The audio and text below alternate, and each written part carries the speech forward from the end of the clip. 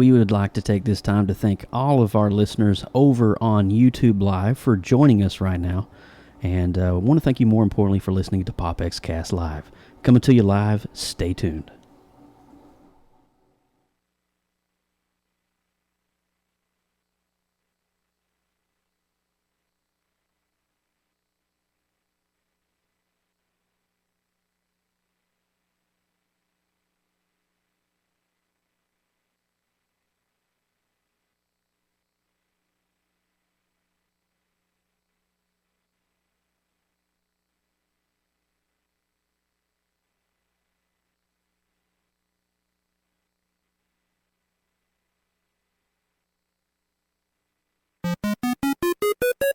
You are listening to PopXcast, where science fiction meets pop culture. Captain's Log Supplemental. PopXcast.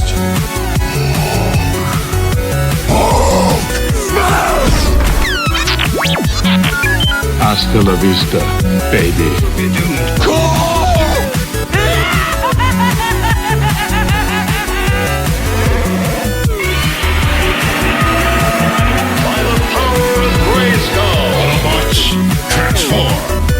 Excelsior! All right, and we would like to say hello. And what's up, Austin? What's going on, man? What's up, Joe? It's a good week, man. Good time to be on the podcast. It's a good time to be here, right? Absolutely. Yes. So, wow, we have had so much craziness going on in the past week since we've last broadcast. And, of course, I live in the most craziest city of them all right now, Orlando, Florida, where we would just like to take a moment right now and just send up our thoughts and prayers to everyone affected and involved with the tragedy that happened in downtown Orlando over in the wee hours of today. We're actually recording it on the same day this happened. And so we want to take this time and just pause and say we were praying for you, and Godspeed, Orlando, the city beautiful. So anyway, hey guys, welcome to PopX, where science fiction meets pop culture. I'm your host, Joe Burke, and Central Florida's very seasoned comic book nerd and retro enthusiast. I am Austin Burke, your residential Appalachian geek at heart. We would like to thank you guys so much for joining us tonight. If you missed last week's episode 18, where we talked about Teenage Mutant Ninja Turtles 2 Out of the Shadows, be sure to head over now to Google Play or iTunes and click that subscribe button to catch up. While you're there, leave us a glowing and wonderful 5-star rating and review. We certainly appreciate that. Joe, what is up, man? Oh, dude, you know what? And I just want to say, man, those people that's been leaving the 5 stars over on iTunes, you guys are rock stars. Thank you so much for taking the time to be able to just write that down and write a little something nice about us. You guys are rock stars. So we got some really cool things coming your way, and we're going to release one of them this week. We have access to a brand new domain name, Austin. It is popx.live. Ooh. Nice. Let's say nice. Ooh. Ah. Oh, yeah. Yes, I know. Yeah, baby. But so popx.live, what happens when you type it in on your URL? You will go to actually our streaming live page over on popxcast.com. It's a short link, and there you will see our streaming live YouTube feed. You'll see a really cool chat room, which is actually active right now as we speak. We want to give a shout out to our good friend SP, Stargate Pioneer, who's hanging out. Lindsay Badger's also holding down the fort over there in the chat room. I'm over there tapping away. Be sure to check it out. We have our own little chat room. It's kind of cool, so you can leave us comments and stuff like that in real time. But popx.live, what do you think, Austin? Is that pretty cool or what? That's pretty cool. We have our own little, this is our little hangout. So anybody who wants to come in here, hang out, ask questions, just chat with us, because we'd love to talk to you guys. Absolutely. So it's been a crazy week in terms of news, and we're talking obviously about comic book nerdy stuff that is just you ready to get your geek on. Right off the top of the bat, Alex and I, last night, we went and saw The Conjuring Part 2. Okay, now this movie, it broke down so many barriers of the traditional horror film. And, you know, Austin, when you go and see a horror film, you're a big film enthusiast, so you will understand this more than anybody. When you go and see a horror flick, okay, and it's always that one person who is affected, and only they can see what's going on, or they can see the paranormal. This movie broke that wall down and shattered it. Everybody in the house saw it. Even the police saw what was going on. And so it was just like a movie that literally shattered the fourth wall of the paranormal. And it was amazing. And right up until the ending, you were just like, you were holding your breath because you didn't know what was going to happen. And if I was going to be, I didn't actually write a spoiler-free review for this movie, or I didn't do an official review, but if I was reviewing this horror film, I would have to give it a solid 8, just because of the storyline and the progression of the story. It was really awesome. Did you get the chance to see it, Austin? Dude, that is exactly the same score that I gave it. A solid 8 out of 10. The Conjuring, the original Conjuring, is one of my favorite movies. Not just horror movies. Movies of all time. I gave it a 10 out of 10. Okay? Because everything that it did for the horror genre was phenomenal. Yeah. And very rarely do you get a sequel that not only captures what the original had, but it does things that are different than the original. And that's what I thought this movie did. It went a different route, okay, but it kept the same flavor as the original. I mean, of course, it had its, fair share of problems and stuff, but this is the best horror film I've seen in a long time. It was really well done. What did you think things. about the fourth wall So well breaks done. with the paranormal? What did you think about all that? How they done it? Dude, it was just the execution of not only that, but script wise and the acting was all so solid. The little girl, man, props to that little girl. She is going places because to pull off, and this is not a spoiler, to pull off a different, like an older man, a 75-year-old demon inside of you, and I mean, she was a completely different person. And props to her, props to the cast. It's just a good film. And I would recommend anybody listening to this podcast right now, please, I know it's not a comic book movie, go watch this film. Yeah. It is worth every penny. And you know what? I have to say this for the record while we're on The Conjuring. You and I did not collaborate on the review of this. This is the first time that you and I have said our actual review number, and you said 8 and I said 8. That is crazy pants. 8. And I didn't even know you guys went and watched it. But 8 out of 10. I mean, it's for sure worth watching. Definitely go check it out. You know what else is worth watching, Joe? What's that, man? Voltron is now streaming on Netflix, and we've got the first episode. All we can say here at PopXcast is, wow, you guys should definitely check out this series on Netflix. What did you think about it, Joe? It's so true because I actually hit dropped on Friday, and I was able to catch episode 1 of season 1 of Voltron. Mm-hmm. Let me say, oh my God, the animation, the storyline, it's not your typical, child's cartoon. This is it's intense. It's very beautifully done, and it's something that only you would expect to see from DreamWorks. And they did a phenomenal job in bringing that franchise, that brand, those characters, and Voltron himself into 2016. I think they did a very successful job with it. And real quick, we want to say, also, we want to say hello to Q over in the chat, Stargate Pioneer, of course, and then we got Stephen J hanging out with us. It's so good to see you guys hanging out with us here. Nice. But also, another one that we want to talk about is DC, the Rebirth saga. Okay? So, now, if you've not read DC Rebirth yet, major spoilers. Oh, God. Major. You might want to fast forward the next 3 minutes of the podcast. Okay? So we're going to actually throw out a spoiler review, and then we're going to count it down in 5, 4, 3, 2, 1. All right, point of no return. At the end of Rebirth, you get ready for it. I have it right here. Yes, that is Batman, Bruce Wayne, holding the Watchmen, the comedian's pen, and it's so beautiful. So what does this mean? This is the first time Alan Moore's The Watchmen have come in to the saga of DC, and they have tied in the New 52 with the old traditional DC character storylines. They've explained Superman's death, his rebirth, and so there is so much going on in this saga, and I've actually been very lucky to get all the issues of the DC Rebirth. Now, if you're collecting that, this is issue number 1. You want to get this one because it tells your base story. This is DC Rebirth number 1. You want to get that one. To tell you more about it, let's see here. We got. All right, bear with me as we have. All right, so we have Arrow, #1. Okay, you got to get that one. We have Green Lantern, #1. Nice. We have Flash, #1. Love me some Flash. Love some Flash. All right, we got Batman, #1. And we have Wonder Woman, #1. And we've got Superman, #1. And last but not least, Aquaman, #1. And so each Joe, comic you got book, all of them. Heck yeah, I do, man. And so each comic book tells a different angle of the story. It tells a different perspective. And in order to get the full story and the full dynamic, you have to get all the comics. So it's really interesting to read that and see that the Watchmen, Dr. Manhattan, I mean, what's happening here? What's going to go on? We don't know.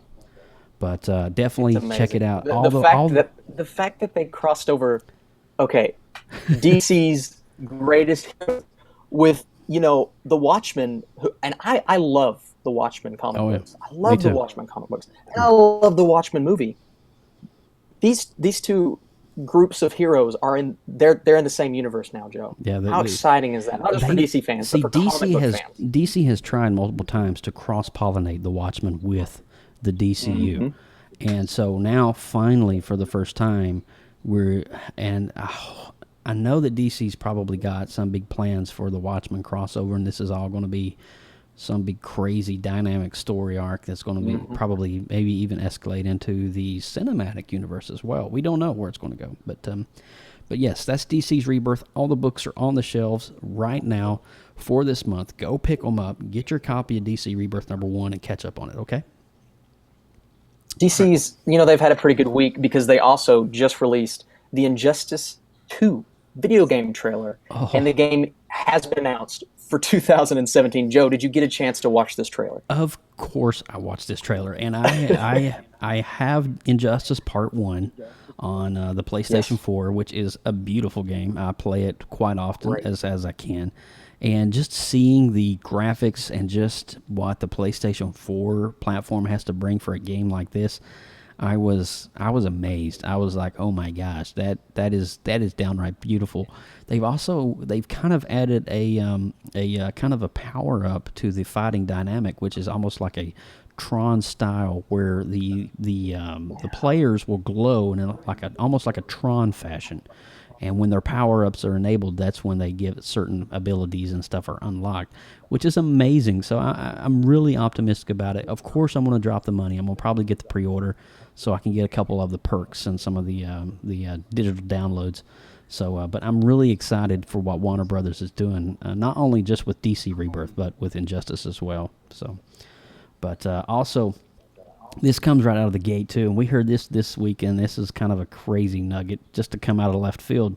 Friday the 13th, Jason Voorhees is going to be getting a reboot.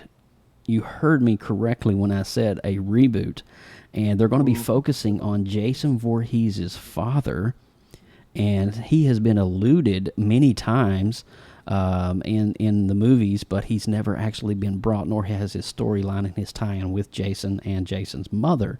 So if you're a horror movie fan, much like myself, you probably will appreciate this just a little bit because I'm a huge Freddy, Jason, Michael Myers, Chainsaw Massacre type guy. So I enjoy that genre, the horror slasher film. But what are your thoughts on that, Austin, about Jason? Hollywood is consistently rebooting every movie that's ever existed. So, I mean, this is something that you should have been expecting eventually. But the fact that they're going to focus on his father, I think, is an angle that you can go to where people, because there's always going to be those people that are upset that they're rebooting Friday the 13th, yada, yada, yada. But if they go at it from, a different perspective, they shoot at it from a different angle, I think this could be really interesting, especially as a horror fan. Yeah, absolutely. And so what else we got on the old news pipeline here? DC's Legends of Tomorrow. So they casted Vixen from Arrow, but they have a different actress. Yeah. So apparently it's the older version of this character is going to be a reoccurring character in Legends of Tomorrow, but I guess the younger version can make cameos at some point. It was the article that I read was confusing, but apparently they have casted an older actor to play an older version of Vixen for Legends of Tomorrow. That's interesting. So it's going to be interesting because right out of the dynamic, again, we're talking about DC's Legends right now, and we're, again, hitting back on DC Comics. And there's this week is really heavy on DC. So they have cast a brand new actress for DC's Legends of Tomorrow, and that alongside with John Wesley Shipp's introduction into as Jay Garrick from the end of Flash. So we're going to see. I think DC's Legends is going to be in season 2. It's going to blow up. It's going to be great. Legends, I mean, the longer the series went on for me, the more I think it found its wheelhouse. Yeah. And the fact that they get some more time to focus on the script writing for next season, like they're starting right now, and this season doesn't come out for a little while. Yeah. So I think they're going to be incorporating all kinds of characters, Justice Society, this, that. You just so many characters that you can bring in. I forgot about Justice Society, the Hour Man. I mean, it's just like, wow. Oh, man. Blowing it out of the park.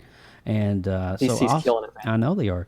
And one of my favorite movies from the 80s may be getting a sequel when we may be seeing the return of Mr. One-Eyed Willie from the Goonies.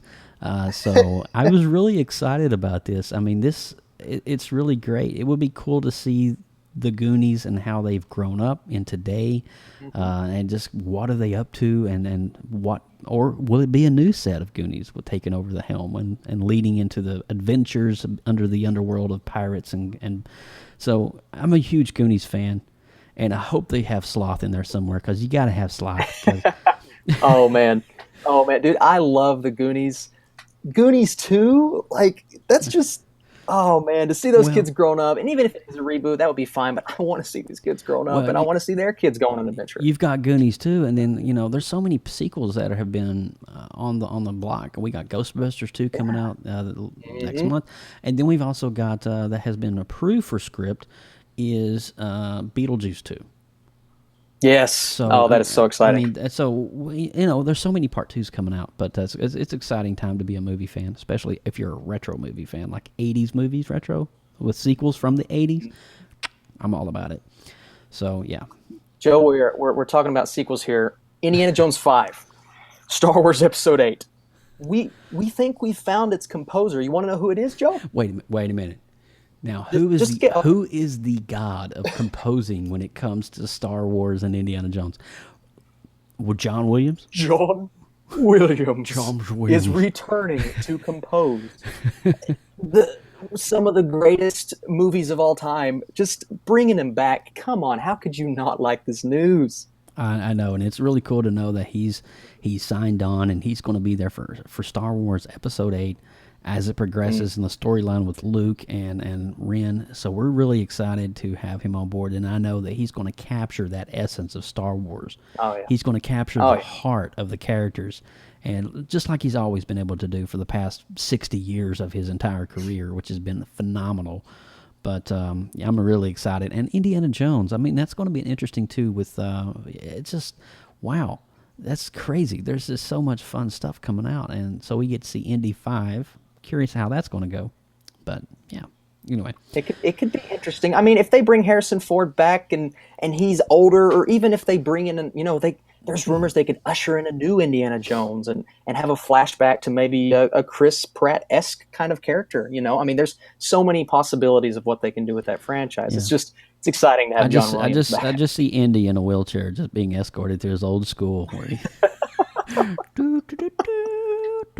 pushing him, somebody pushing him. Oh man! Hey, back in Bradley, we got the Ark, and anyway, so I'm Harrison Ford. I love you to death. You are one of my most favorite actors. Anyway, so Transformers the movie. Now I remember seeing this when it hit in the theaters back in the 80s. I think it was 1985, 86, and it was 86.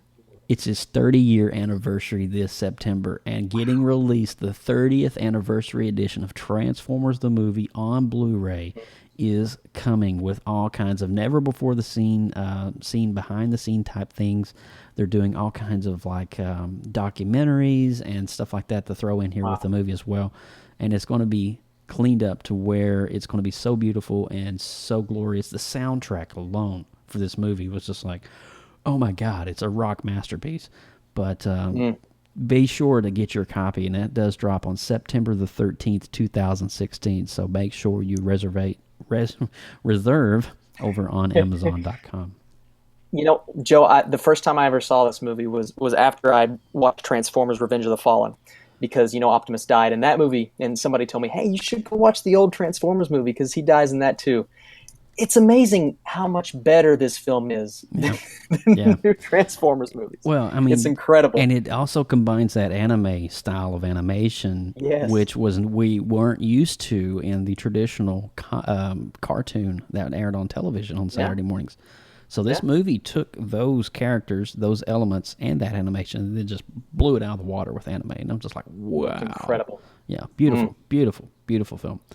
So where are we at? So moving on here, we have Westworld's Lisa Joy will script Universal Pictures' Battlestar Galactica movie. What? Battlestar Galactica is getting a film? Battlestar Galactica, baby. Is getting great, like, hardcore attention from critics right now, and they're saying how good the writing is in this series. So the fact that they're getting her for Battlestar Galactica and the fact that that's getting a movie, ooh, that's exciting. Yeah. Wow, and that's really crazy. We got Lindsay Badger coming in here right now, getting ready to deliver us the amazing Nerd Nugget of the Week. Lindsay. But before that, want to remind you that June 24th, coming up in just a week and so, we have Independence Day Resurgence going to be dropping in theaters. That's probably going to be one that we're going to see. I don't know if we're going to do an official review on it, but pretty much what we did with The Conjuring, we'll probably do the same thing with that movie. We'll go see it. We'll give where we stand at with the film and how it stacks up to its previous successor. So, yeah, I think that's awesome. And Lindsay Badger is now sitting here chilling out. Lindsay, I have missed you. It's been like... I've missed you guys, too. It's been a wild, crazy 2 weeks. But Yeah. I'm back at home. So- Things are getting settled down, back to normal. So I got to ask you, how was Animal Style? Oh, my gosh. She had It In-N-Out was burgers. heaven on a hamburger. I Heaven tell you on a what, hamburger. first time ever in my life I got to experience In-N-Out. I had it animal style and I had it non-animal style. We got to go by two times. First time ever. And Wow. Yeah. Now, It was I good think we just stuff. coined a brand new hashtag here on PopX, Heaven on a Hamburger, hashtag Heaven on a Hamburger, ladies and gentlemen.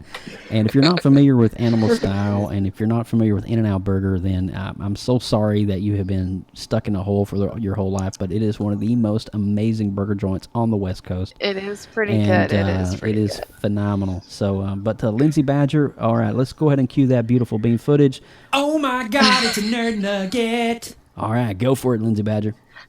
All right. Well, this week, since I was absent last week, we get a double nerd nugget. Twofer. So it's going to be really exciting. it's a nerd Okay, so the first one, we're going to dive into the world of Wolverine. Now, Hugh Jackman didn't know that Wolverines were actually real animals until he started shooting the first X-Men film. That's so funny. What? Is that not hilarious? That is pretty funny. I was just kind of like, what? But, you know, not everybody's familiar with all the species of the planet, I suppose. Yeah. All right. Okay. All right. So we'll let the Jackman slide on that one. We'll give him that one. We'll give we'll him that one. He does a pretty awesome Wolverine, so I think we'll let him pass. We'll let him pass. All right. Nugget number 2.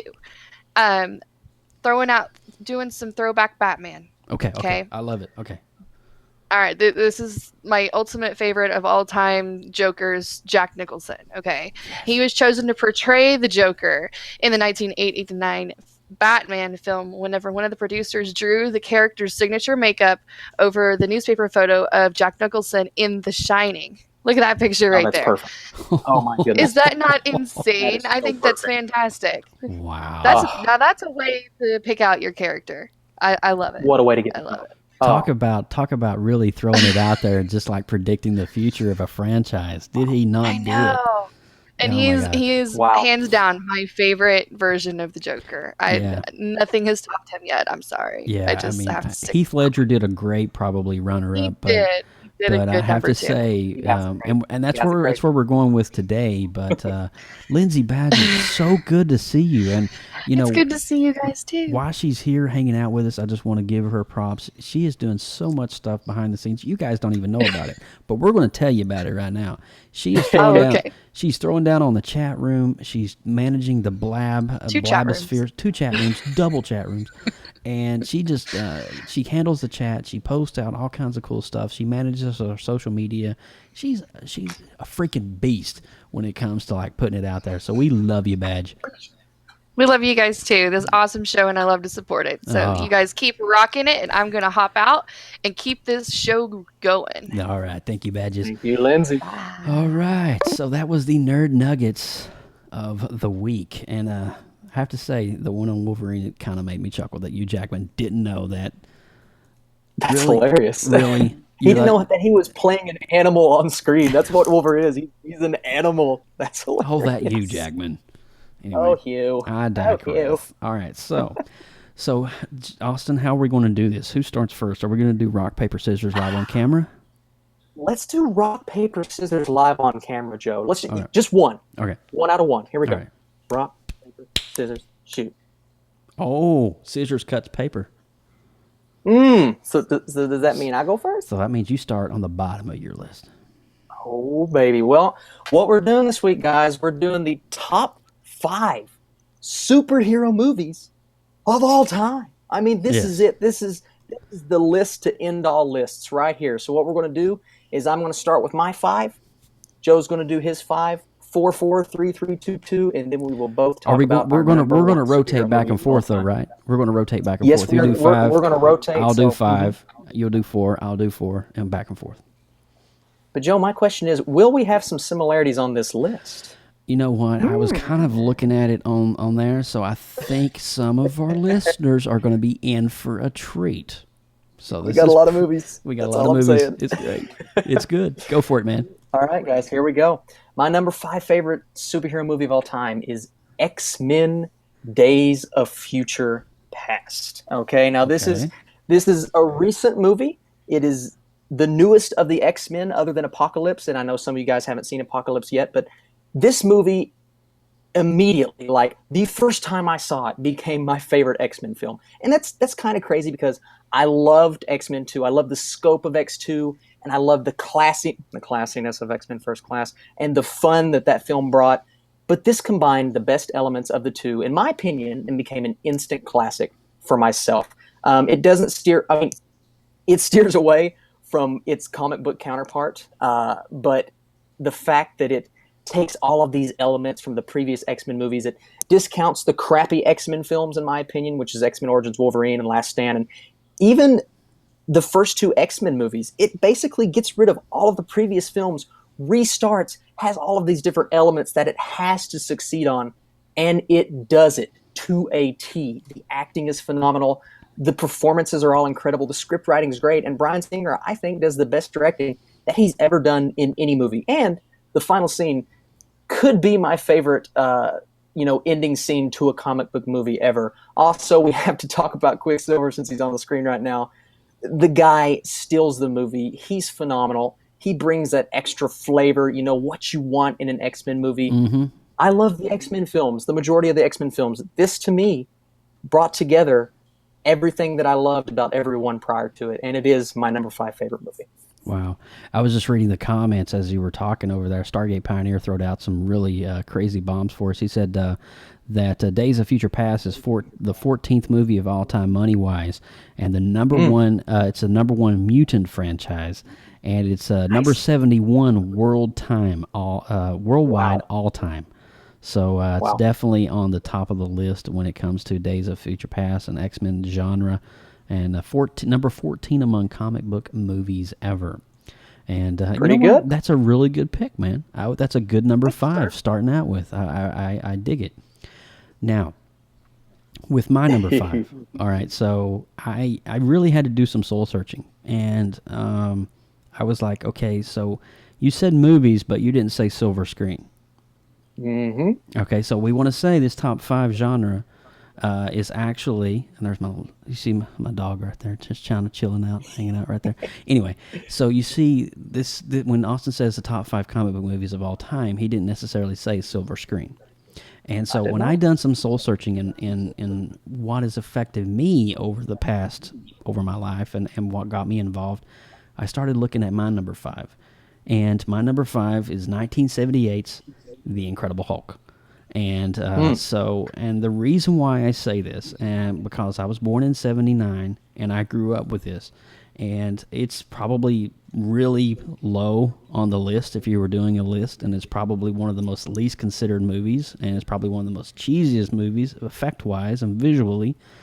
But for me personally, coming from someone that appreciates pop culture and appreciates retro and the nostalgia, you have to consider Lou Ferrigno and Bill Bixby's The Incredible Hulk.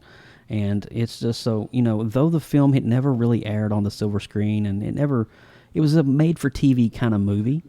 This was my second time seeing a superhero in live action, with Superman being the first, but we'll get to that later. But it was also the first time the world of bodybuilding and comic books collided, as Mr. Muscle himself, the legend, Mr. Lou Ferrigno, the Green Giant, the Green Goliath, the man. It was just awesome. And so I remember waking up on Saturday mornings and going to the television and turning on the television and watching the stories and the Incredible Hulk on television. That was my Saturday morning, eating my Fruit Loops and watching, look at that. There it is, man. Isn't that great? There he is. So if you're watching on the YouTube Live, you are getting the full Monty right now. You're getting all the images and all the crazy pictures that goes along with this. But there's so many reasons why I connected with the Hulk. And perhaps it was the fact that it was a small, nerdy guy who was a weak scientist, and he could morph into this unstoppable creature, a juggernaut of a man, if you will. And, Austin, you kind of know a little bit about my story. I kind of grew up a sick kid, and I was picked on a lot, and I was bullied, and the Hulk kind of resonated with something deeper inside of me. And I think that's why I chose him as my number 5. And at any rate, green was mean, and sadly, a really interesting factoid for you guys, Lou Ferrigno will be the only human man to ever portray physically, without CGI, the Incredible Hulk. So throw that one out there. It's all CGI now. So Lou Ferrigno's body, and I had the distinct honor last year at MegaCon to talk to him and shake his hand and tell him thank you for being a kind of a vessel and just kind of being that catalyst. And honestly, if you look at his bicep is bigger than my entire body. And he's at like 62 right now. So I think he's 62, 65, somewhere in that neck of the woods, but he's still doing bodybuilding. It's amazing what he's doing. But that is my number 5, The Incredible Hulk, made-for-TV movie, just because that's the one that resonated with me. Joe, what a good pick, man. I love that pick. Thanks, you know why? dude. Because we're not doing the top 5, popularity contest of comic book movies. Yeah. We're doing the top 5 movies that resonated with us. This is a personal list. So I love that pick. Thanks, man. Now let's move on to number 4. My number 4 favorite comic book movie of all time is The Avengers, 2012's ensemble of some of the greatest superheroes of all time. You know what's crazy? I never would have imagined in a million years that this would be number 4 on my list the first time I saw this movie, because to this day, it's my favorite movie, my favorite theater experience of all time, over anything else I've ever seen. I went with all of my friends. We sat there, packed theater, seeing these, iconic scenes of these characters interacting with each other. Dude, when we were done, I'm not kidding, my friend ran out of the theater, ran on top of his car, and took his shirt off. This is how, I swear, I'm not joking. This is how excited we were the first time we saw this movie, dude. It was everything you could have wanted. And it's because you got to remember, this is the first time we saw iconic characters on the same screen after being developed in their own individual movies. So seeing all these guys together, man, we lost our minds. I'm surprised we did not get arrested after we watched that movie. Oh, man. Okay? But talking about the actual movie, like Scott Pilgrim and The Watchmen before it, this was one of the first times you saw an actual comic book come to life, man. Yeah. You were seeing the panels on the screen, right? And there's so Look at many that, memorable man. scenes that I could pull out, dude. Just that shot right there, man. That circling shot. Seeing those heroes together, Yeah. dude, it is so. And this is not just something that's iconic to comic book fans, right? This is something that's iconic to movie fans. Yeah. This movie, when it first came out and ran out its, when its time was over in theaters, it was number 3. This was before The Force Awakens. This was before Jurassic World. It was number 3, and it's still number 5. The number 5 movie box office wise of all time. Yeah. So this movie to me at the time was perfection. It had its flaws, it had its fair share of parts where it, slowed down, but you had to do what you had to do the first time these characters were on screen. I talk about Loki all day, so I'm not going to, but he was great.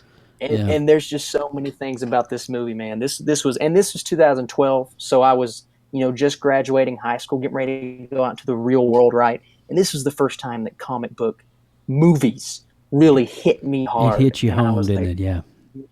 Oh man, it hit me home, dude. And the Avengers, I mean, rightfully so, deserves its spot in my top 5. Oh, dude, that's beautiful. And I kind of resonated and resounded with you, like when you were saying you and your friends were just running out of the parking lot, ripping your shirts off, and just acting a fool and acting crazy, and that's pretty awesome. And Stargate Pioneer drops off a really cool nugget for us. It says the Avengers is the 5th all-time worldwide movie and number 1 comic book movie of all time, raking in $1.519 billion. Billion dollars with a B. $1 billion. $1 billion. But you know what? Dude, well deserved, though. Well deserved. Dude, that's a freaking awesome pick for your number 4. I applaud you on that one. All right. What is your number 4, Joe? All right. So here we go. It's No, 19. no, It's here we 19. All right. Here we go. It's 1989, and I am just getting ready to go into high school. And so a buddy of mine told me about this comic book written by this guy called Alan Moore. And I'm like, okay, and it's got the picture of a smiley face on it. And I'm like, oh, yeah. with a blood stain. And I'm like, wait a minute, what is this? And I'm talking about The Watchmen, number 5. Oh. And so that will be my number 4 pick. And so in 1986, Alan Moore, he wrote a 12-book series, and that pretty much changed the way that the modern-day comic book story would be told. Many years later, Zack Snyder would stand up to the role, and the movie would be released and conveyed in this amazing world that Moore wrote about. And so Batman vs. Superman director Mr. Zack Snyder did step up on board and direct this film. And it was released in 2009, and it opened up kind of an alternate 1985 universe where Nixon is president, America is on the verge of a nuclear crisis with Soviet Union, and a group of vigilante misfits, a.k.a. the Watchmen, are the superheroes, the protectors of the city. And so one of the amazing aspects is that Moore and Snyder's Watchmen it's timeless storytelling. You can literally read this book 20 years from now and understand everything that's going on because of its timeless factor. The same thing for the movie. Though some of the things in the movie were a little bit different, the ending was a little bit juiced up, and some of the storylines were a little bit changed around. The movie, and this is where Zack Snyder finally did get it right, is that he captured the essence of the book itself. He captured the vibe of the book. And for me, that was definitely my number 4. And it's so much that we were just talking about it in the news segment. If you look back and remember that Rebirth is part of the Watchmen now, as Batman holds up the comedian's pen, which is another reason why I chose it as my number 4, because it's Watchmen looks like we're going to see more of Dr. Manhattan. We're going to see more of the comedian. Yeah. We're going to see more of all of this. And what does it have to do, and how does it tie in with DC Rebirth? We don't know. We're excited, and I'm probably going to go watch the movie late tonight, The Watchmen, just for the heck of it, just so I can see, and just get refreshed on everything. But that's my number 4 is The Watchmen. No, dude, I was late on the Watchmen train, man. I didn't get to watch it the year it came out. I read the book before the movie came out, though. Really? Oh man. See, I was so late to the Watchmen train, and I'd heard, some people liked it, some people loved it. Yeah. I loved it, dude. It's probably in my top 10. It's a comic book like the Avengers. Yeah. It's a comic book come to life. Yeah. And it's well deserved number 4, man. I like that a lot. It's visually Let's stunning do number too. 3. Yeah. It is, dude. And Zack Snyder. Ooh, you know what? Zack Snyder's in charge of the DC universe. I know he is. Zack Snyder did Watchmen. And Batman vs Superman. Ooh. I don't know. That's interesting. If that's interesting. Yeah, I would 2-1 pick Watchmen over Batman vs Superman any day. Yes. Oh, absolutely. Just saying. Absolutely. But there's always the opportunity for a crossover. Just saying, DC. Just saying. Just saying. Let's get into number 3. And number 3, we're staying on that Marvel train, dude. Let's ride that Marvel train all the way to the end, shall we? I love how every movie in the Marvel universe doesn't just fit into the superhero genre. It has its own subgenre, right? Every single film is different. And the fact that Marvel could do a spy thriller, an espionage movie, and fit that into their slate of movies is very impressive. And Captain America, the Winter Soldier, is one of the best. You know what? I'm going to say it's the best spy thriller, personally, that I've ever seen. Okay?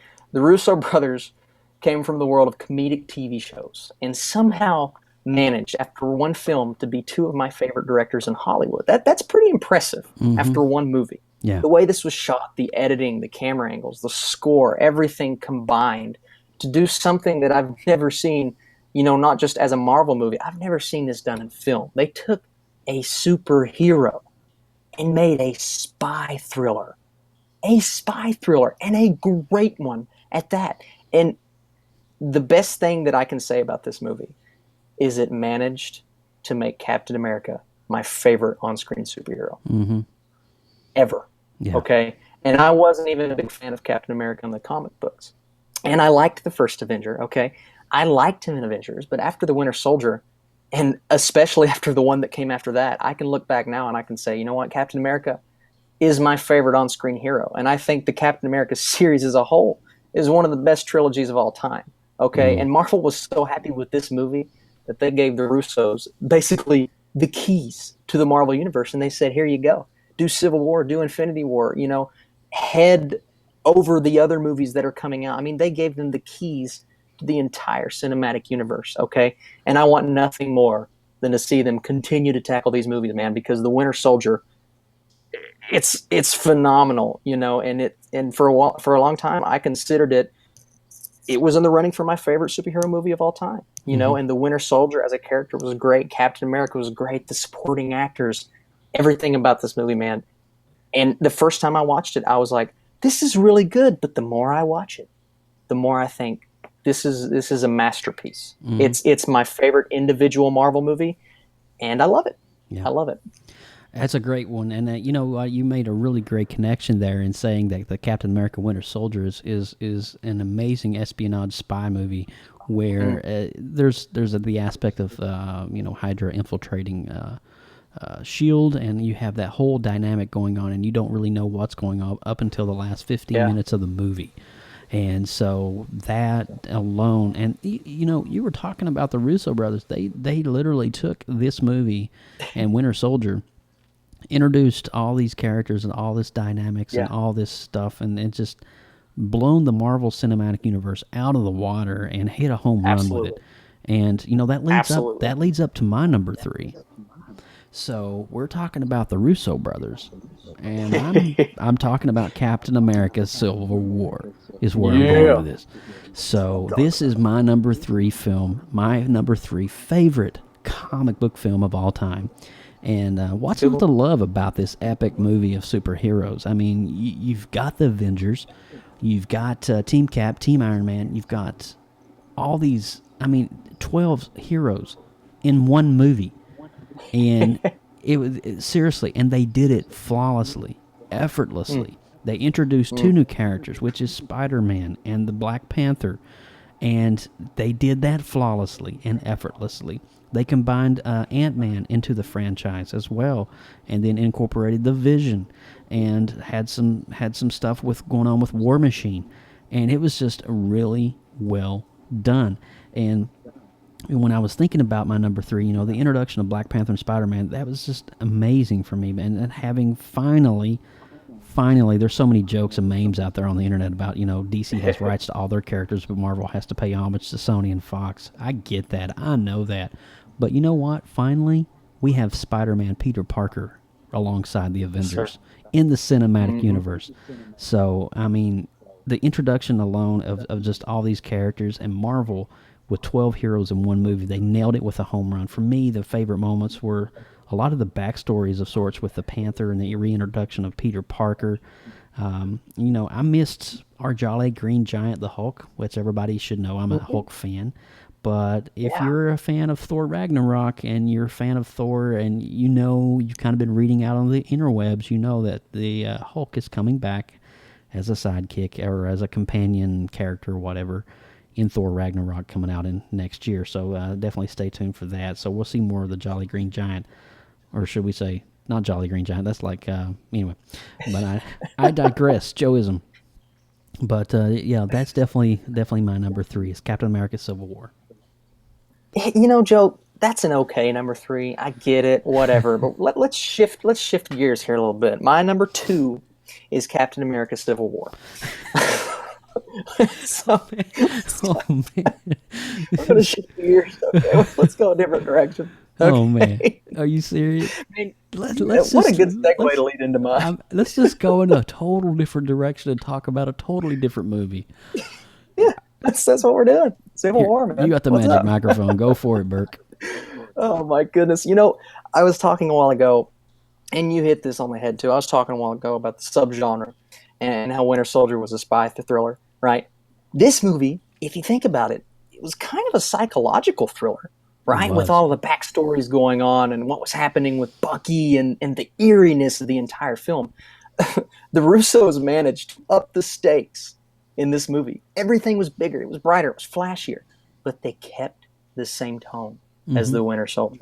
And they kept all of their characters in check. And the fact that they can do that with such a huge scale movie is incredible, right? Throw in all of the new characters that you have to juggle and a huge task to accomplish, like you said, bringing in Spider-Man and Black Panther. The fact that they pulled that off, not only pulled it off, but they outdone themselves. They have outdone themselves, man. What a phenomenal feat that these guys have accomplished this year. This movie came out this year, and it is number 2 on my list, number 3 on your list. Wow. It is already that high. That's how good this film is. Yeah. The character dynamics, the script writing, the film quality, they all shine in this superhero epic, man. And some of the best action scenes, like the Winter Soldier, but once again, upping the ante, some of the best action scenes ever put to film. And say the words, the airport scene, talking about Civil War. 20 minutes of cinematic bliss right there. Dude, if there is a comic book nerd near you and you say airport scene, they're going to run to you and start flailing their arms because it's one of the best scenes, not just fight scenes in a superhero movie, one of the best fight scenes in any movie ever. These guys are incredible. Captain America Civil War, rightfully number 2 on my list, number 3 on your list. What a start to Phase 3, man. I know, What man. a start. I'm excited for Phase 3. I'm excited for Infinity War, Thor Ragnarok, Doctor Strange, Black Panther, Spider-Man Homecoming.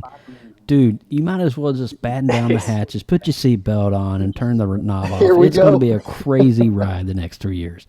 So, but amazing.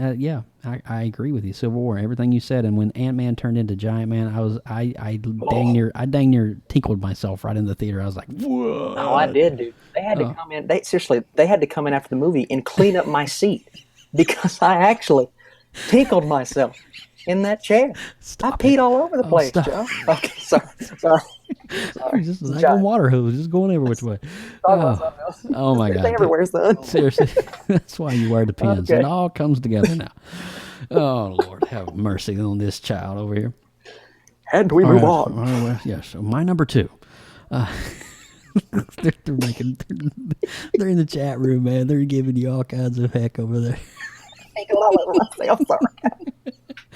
Oh my God, that's funny. Oh shoot. Anyway, moving on. My number 2, and this is definitely one of the movies that when I was doing some soul searching into my retro self, I'm like, what movie resounds with me? What movie made me want to be a collector? What movie made me want to read a comic book? What movie did I watch multiple times over and over again? And that movie for me was 1989, Tim Burton's Batman. And one of my most favorite movies of all time, literally. And I'm talking about Batman 1. I'm not talking about the sequels. The sequels are kind of trashy. But I'm talking about the Batman 1989. You have Tim Burton, Michael Keaton, Jack Nicholson to start as the Joker. And what more is there to say? I mean, Lindsay Badger kind of gave us a little bit of a nerd nugget about that, which kind of tied into this week's episode. Lindsay, you're awesome for doing that. But I have so many fond memories of this movie. And my mother, I remember her, God love her. I love my mom to death. She's awesome. I remember her taking me to our little, now long demolished, removed theater in Whitesburg, Kentucky. Little 2-cinema theater. There's only 2 screens in the whole thing. And that was when tickets were $3.25 a piece. And she went and let me go and see the movie for the first time in 1989 when it came out. And from the birth of the Joker to the deaths of the Waynes, we saw all of this for the first time in cinematic glory on the screen. And we saw The Dark Knight for truly what he was meant to be, The Dark Knight. And, obviously I had seen the TV show with Adam West's Batman prior to this, and it was cheesy and campy, of course, and of course Adam West's and Burt Ward's Batman kind of set the tone for the entire evolution of comic book on television type, all of that stuff. But when Tim Burton got on the scene, and what inspired this was Frank Miller's The Dark Knight Returns. He released this comic book series that gave a darker, edgier vibe to the entire Batman as we know it. That they made him from cheesy campy to rugged, mean, vile, just this guy that you just really don't want to get on your bad side with. And but with this new 1989 film, the score was just amazing, and it whisked me straight into the dark world of Gotham City as we knew it. And I even went out and bought the old Nintendo NES game and played the heck out of it. And I actually have a really cool picture. I was going through some pictures of me today. Now, if you're ready for this, Austin, there's so much retro love in this one picture. I'm just going to drop it. All right. So here is me in my Batman. This is me in my Batman onesie, playing a Casio keyboard with a floor model tube style television, a VCR on top of that, and an old vintage Coke bottle right there. So there is so much retro. There is so much retro in that movie, dude. I'm telling in that picture. Just look at that picture, dude. Look at that mullet. Mullet. Man, look at that mullet. You were so happy, dude. You were so happy in that picture. That mullet, though. Let's zoom in on that mullet. Look at that mullet, dude. Oh man, it's all about that mullet. Dude, you were that crazy mullet. Okay. Oh. You were a cool kid. I'll admit it. I'll give it to you. You're a pretty cool kid. I'll give it to you, Joe. Redneck mullet for the win. Yeah. Anyway. 1989 Batman. That's my number 2. What a good number 2, man. Michael Keaton, one of my favorite actors, ever in the history of ever. He gave us Beetlejuice. He gave us Batman, and Birdman. That movie, man, he also gave us Birdman. He was Batman and Birdman. Anyway, but dude, that seriously. And the thing I like most about that movie is 1989 still holds up. Mm-hmm. Still holds up. You can watch it today. Everything holds up, and that's what I love about it. Yeah. Let's go to number 1, Joe. Oh my! This is it. We are entering the home stretch, ladies and gentlemen. It's a big daddy. Let's do this. All right, okay. I've tried, man. I've tried for so long to find a comic book movie that can replace this film. Okay, Civil War and Winter Soldier, they both came close, respectively close, right? Winter Soldier first, then Civil War. But no other film that I've ever seen has affected me like this movie did when it first came out. I was 13 years old when I first saw this in a theater. I watched it for my birthday. All my friends came with me, and it was wonderful. What a good experience, right? Yeah. This was my childhood Star Wars. This was my childhood Jurassic Park. This is what Batman was for you. That was the experience that I got from The Dark Knight. What a cliche answer for number one. But to me, it's not only the greatest comic book movie ever made. I think it's the greatest movie ever made. This is my favorite film of all time over anything else. All right. And of course, I was at the ripe old age of 13, and it blew my mind, right? Seeing Two-Face, Joker, Batman, all on screen in a modern-day setting, Morgan Freeman and Gary Oldman, two of my favorite actors at the time, in supporting roles. It holds up like its 1989 counterpart, Batman. It does. Holds up. But the themes in this film are so deep, so intimate, and they're so at times this film is hard to watch because some of the stuff that the characters go through, man. This is a rough film, but it's a film that every single time that I watch it, it gets better and better. I've watched this movie probably 25 to 30 times, right? And every time I watch it, I'm like, oh, what's going to happen? Oh, wait, I know what happens next. But just the fact that this movie can do all of that to me, so many emotions going around one movie, it is easily, and this is just my opinion, but it is easily the best depiction of the Joker I've ever seen. I love Jack Nicholson, and I love Mark Hamill. Mark Hamill is phenomenal. Oh yeah, But yeah. to me, Heath Ledger did everything that you needed him to do in that movie and more. And it was actually his swan song. And to see, that man leave this earth way too soon. Yeah. Way too soon. And Yeah. the fact that we could have gotten him, and Nolan said this himself, we could have gotten him in a sequel, right? But that performance, man, stands the test of time and will forever be iconic in pop culture, man. I'm still mad to this day that it got snubbed from the Oscars and it didn't win that Best Picture Oscar. But listen, and it didn't even get nominated, but so many people said it should have.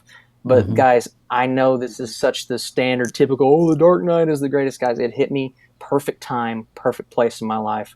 Every time I watch it, I see something new. And to me, it is my favorite film ever made. Yeah. Ever. Yeah, and that, I couldn't agree with you more because when I watch The Dark Knight and you see the Joker for the first time on the screen, you're blown. Terrifying. It is terrifying. You don't know what he's going to do. And when he did the trick with the pencil on the desk, I was just like, what? So, and that's a phenomenal number one. And I love what you said though. It hit me at a perfect time. At a perfect place in my life. And I could not have said it better about my number one. And as we wrap it up, ladies and gentlemen, we want to thank you guys so much for joining us and sticking out with us on our top 5 ever. This is the top 5 that affects us. Now, it may not be the top 5 in the Billboard money or the top 5 in the actual charts. This is the top 5 that resonates with the hosts of PopX. And when you want to get into our minds and what makes us tick and our favorites, this is it. My number 1, all right, I'm 4 years old, and my Mom and Dad this is back when you didn't really have to pay for the movie channel. This was when you didn't have to pay for all of the pay-per-view channels. My mom and dad turned the TV on one night, and I didn't get to see this in cinematic because I wasn't born in 1978. I already just dropped the year for you. But for me, Superman, the movie, will always resound as my number 1 pick for so many reasons. And no, I guess I'm a huge Christopher Reeve fan, for one, and he portrayed Clark Kent, Superman, so perfectly on screen in this film. And, a lot of people don't know that Superman 1 and Superman 2 were filmed back-to-back at the same time and released 2 years apart. So, Superman 1 came out in 78, Superman 2 came out in 80, but they were filmed at the same exact time. And a lot of people don't know that. And, although this arrangement had kind of beset a lot of production difficulties and the sequel was not released until 1980, it was the first time me as Joe Burke ever saw anything portraying a superhero on the screen. And so this, for me, seeing a man who could defy gravity, a man who could see through people, see through walls, a man who stood up for truth, justice, and the American way, a man who fought for the little man. It was mind-blowing. And for me as a 4, 5, 6-year-old child, watching this movie as I gotten older and older and older, it resounded with me in so many ways. And, of course, we all know what happened to Superman. Christopher Reeve, years later, he became paralyzed with the horse accident on his farm. But what an amazing legacy that Reeve has left behind. With this, he will forever, for me, as Joe Burke, be known as Superman. And sure, we have Henry Cavill now, and we have all the guys from Smallville that played, and so many actors before that, Dean Cain. But for me, it's Superman 1 and 2. It's just epically awesome. And I was so blessed this past Christmas. My wife actually knew how much this movie meant to me and bought me the entire Superman anthology box set on Blu-ray. And so awesome. I got to relive those moments in stunning HD cinematic glory for the first time, and it was awesome. It was a tearful moment when he flies through the outer space and he's outside and you see Earth over there and he just smiles at you. It's just like, oh my God, what a legacy! So for me, that was it. I mean, I remember my dad buying me the movie, the VHS, which was so long. It was a long movie. It was like 2.5, 3 hours long. It's crazy. Worth every minute. Oh my gosh, dude. It was so awesome. Dude, what a good... Oh, man. I love that so much. I love that so much, man. I do too, man. I mean, that movie, obviously, it had a huge effect on you from childhood, and that's what it's all about, dude. That's really, honestly, between that, Lou Ferrigno, and Michael Keaton's Batman, that's what literally molded me into the nerd, geek, whatever, comic book enthusiast, whatever you want to call it, and molded me in who I am today. And I'm forever grateful by these actors and these storylines and these movies that are timeless, that are just amazing. And we hope that you guys this week have truly enjoyed what Austin and I have put together. This was all Austin's idea, by the way. And Austin, I had approached him, and I was like, what do you want to do for episode 19? He said, well, let's do our top 5 movies of all time, and let's just have fun with it. And Austin, kudos to you for that, man. You're awesome sauce. Thank you, sir. Man, it's something that we should all be passionate about as comic book movie fans. I mean, these are the best of the best for us personally. Yep. And I thought this would be the perfect moment to share that with each awesome. other. So I'm happy you enjoyed it. Well, guys, if you're going to go see a movie, or you're seeing reading a comic book, or you're reading Rebirth this week, or you're just diving into something new and amazing, or you're creating an artwork, or you're doing something fantastic and spectacular, we have a hotline where you can reach us and you can talk to us, and we'll even share your voicemail live on PopX on the future episode. If you want to reach us, it's 850-417-7679. The number is at the top of your screen right now on YouTube Live. And for you guys that are into the PopX, that's 850-417-PopX. You can't miss it. So how can they get us on social media? We got social media, all of them. We have Facebook, we have Instagram, Twitter, and Pinterest, all at PopXcast. Guys, get on there. Tweet at us. Talk to us. We want to talk to you guys. Tell us your top 5 favorite comic book movies of all time, man. We'd love to hear what you guys have to say. Absolutely. And be sure to email us, too. We have an email address, which is popxcast@gmail.com. We would love to hear from all of our listeners, because each and every one of you are amazing in your own way. And be sure to leave us a 5-star rating over on iTunes and Google Play. We would truly appreciate it. And be sure to check out our brand new URL, popx.live. That's where we're going to be doing our live stream every Sunday night, 9 p.m. Eastern, right here. You're tuning in right now live on the YouTube live stream, so we thank you so much for doing that. And be sure to check out all things at popxcast.com. And you guys can find me. I'm Austin Burke at the Burkinator on Twitter and Instagram. Hey, I'd love to hear you all's top 5 favorite comic book movies. So tweet at me, talk to me, go to my Instagram. I want to hear what you guys have to say. We would also like to encourage all of you guys to keep leaving those 5 stars, commenting, doing everything, talking to us. We love you guys. You are the absolute best, and we will see you guys later. All right, and I am Joe Burke at Rotcav. That's ROTCAV, as in Victor, on the internet. If you want to reach me and tweet me, DM me, whatever. And of course, I want to say hats off to our team PopX, who actually is in the background on the behind scenes, making this show truly what it is. And that is Miss Lindsay Badger, who does our Nerd Nuggets, handling the chat, doing everything that she can. She is boom sauce in my neck of the woods. And also, I want to thank Mr. Mike Ippolito, who is joining us right here in Orlando this week. All the way, look at this. Ooh. Oh, yeah. Party it up. Yes. little bit of flash. Look at that. All right. Oh, my goodness. Mike, I love you, dude. You are freaking awesome. Mike is the man handing down the slides this week. Guys, thank you so much. I want to say stay tuned for next week's episode 20, which is going to be a blockbuster of an episode. We are going to be giving you The Rise of Comics and Pop Culture, a history lesson, part 2. And we are going to be telling you about the Jewish influence on comic books. Yes, the Jewish immigrants and how Superman came to be. How Stanley Martin Lieber, a.k.a. Stan Lee, came to be at a place called Timely Comics. We are going to dive into this thing head on. It's going to be a lot of information. Me and Austin are going to unpack it. We're going to go through it, and you guys are going to get edumacated, okay? Edumacated. I said that word right there. But from all of us here at PopX, we want to say thank you so much for listening. We're going to leave you with a graphic on our live stream right now. Take care. God bless. Austin, sit still. Don't go anywhere. We will see you next time on episode 20.